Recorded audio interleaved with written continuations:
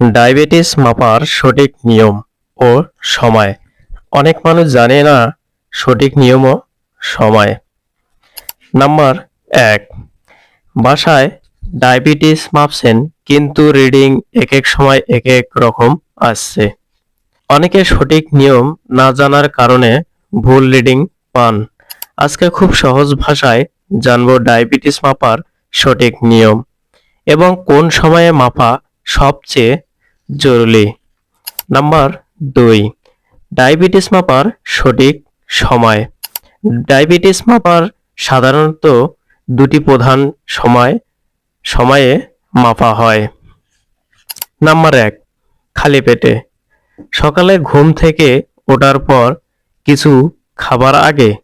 তবে মনে রাখবেন অন্তত ৮ থেকে ১০ ঘন্টা যেন খালি পেট থাকে। নাম্বার ২, খাবারের ২ ঘন্টা পরে।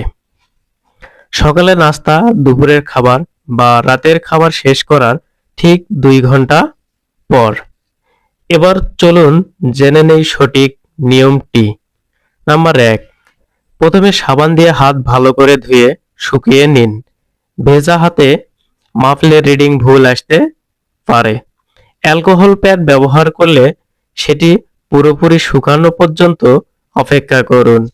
নাম্বার ২, গ্লুকোমিটারে নতুন একটি স্ট্রিপ প্রবেশ করান। খেয়াল রাখবেন স্ট্রিপটির মেয়াদ যেন ঠিক থাকে। নাম্বার ৩, আঙ্গুলের ঠিক মাঝখানে সুই না ফুটিয়ে একটু পাশে বা সাইডে ফুটান, এতে ব্যথা কম লাগবে। ৪, রক্তের ফোঁটাটি তুলা দিয়ে ফেলে দ্বিতীয় ফোঁটা রক্ত স্ট্রিপে দিন, এতে একদম সঠিক রেজাল্ট পাওয়া যায়। ডায়াবেটিসের রিডিংগুলো একটি ডায়েরিতে লিখে রাখুন, যা আপনার ডাক্তারকে সঠিক সিদ্ধান্ত নিতে সাহায্য করবে। আর হ্যাঁ, এই ভিডিওটি শুধুমাত্র সচেতনতার জন্য। আপনার রিডিং অনুযায়ী ঔষধের ডোজ কেমন হবে তা অবশ্যই আপনার ডাক্তারের পরামর্শ নিয়ে ঠিক করবেন।